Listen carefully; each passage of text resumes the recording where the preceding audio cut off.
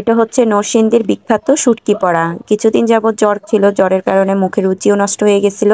লাউ পাতা আর বাঁশ পাতা শুটকি দিয়ে এই শুটকি বড়াটা বানিয়েছিলাম। আলহামদুলিল্লাহ পেট ভরে অনেকদিন পর ভাত খেলাম। আসসালামু আলাইকুম, কেমন আছেন সবাই? আশা করি সবাই ভালো আছেন। তো আজকে আমি এই লাউ পাতা দিয়ে শুটকি বড়াটা বানানোর জন্য প্রথমে একটা পাত্রে পেঁয়াজ কুচি নিয়েছি। এখানে আমি পেঁয়াজের পরিমাণটা একটু বেশি করে নিয়েছি। এরপর নিয়েছি রসুন কুচি। এখানে আমি একটা বড় সাইজের রসুন চিকন করে কুচি করে নিয়েছি। আর নিয়েছি কাঁচামরিচ কুচি, সেই সাথে ধনেপাতা কুচিও দিয়ে দিয়েছি। এরপর আমি এখানে দিয়েছি স্বাদ মতো লবণ, আধা চা চামচ হলুদের গুঁড়া, একদম ভরে ভরে 3-4 চামচ মরিচের গুঁড়া নিয়েছি।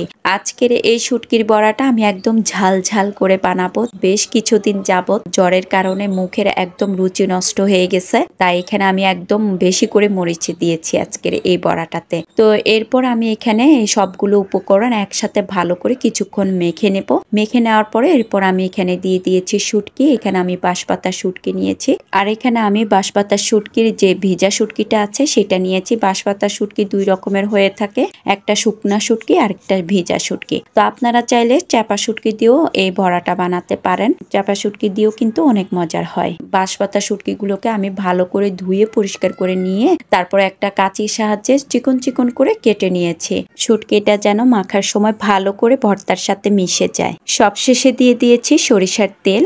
এইবার এগুলোকে ভালো করে মেখে নেব। তো ভালো করে মেখে নেওয়ার পরে এরপর আমি এখানে লাউ পাতার ভিতরে শুটকির এই ভর্তাটা দিয়ে তারপরে লাউ পাতাটা ভাজ করে করে মুড়িয়ে একটা শেপ করে নেব।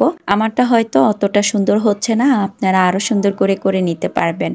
তো যাই হোক, এখানে আমি সবগুলো লাউ পাতা দিয়ে শুটকির বড়াটা বানিয়ে নিয়েছি। এবার আমি এই বড়াগুলো সবগুলো একটা পাত্রে তুলে নিচ্ছি। এরপর চলে যাব রান্নায়। তো চুলায় আমি এখানে একটা ফ্রাই প্যান বসিয়ে দিয়েছি আর এখানে আমি অল্প একটু সয়াবিন তেল দিয়ে দিয়েছি। তেলটা যখন একটু হালকা গরম হয়ে যাবে তখন আমি এখানে এক এক করে বড়াগুলো দিয়ে দিব। আর এই পর্যায়ে চুলার আগুনটা মিডিয়াম আঁচে আছে।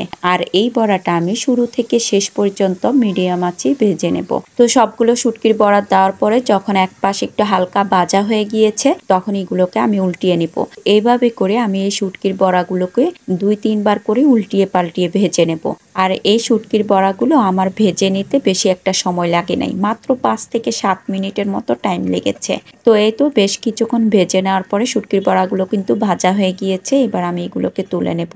এই তো এখানে আমি একটা পাত্রে শুটকি বড়াগুলো তুলে নিয়েছি। এরপর আমি একটা প্লেটে একদম গরম গরম ধোঁয়া ওঠা ভাত বেড়ে নিয়েছি। তারপরে এই শুটকি বড়াগুলো যখন গরম গরম ভাত দিয়ে মেখে মেখে আর সাথে লেবু দিয়ে খাচ্ছিলাম, অমৃত। আলহামদুলিল্লাহ, মনে হচ্ছে যে কত বছর পর পেট ভরে তৃপ্তি করে ভাত খেলাম। আর যেদিন বাসায় এই শুটকি বড়াটা বানাবেন সেদিন আপনারা ভাতের চালের পরিমাণটা একটু বেশি করে দিয়ে দিবেন। তো যাই হোক, আজকের আমার এই শুটকি বড়ার রেসিপিটা আপনাদের কাছে কেমন লেগেছে কমেন্টস করে জানাবেন। তো আজ এই পর্যন্ত, সবাই ভালো থাকবেন, সুস্থ থাকবেন আর আমার জন্য দোয়া করবেন। আল্লাহ হাফেজ।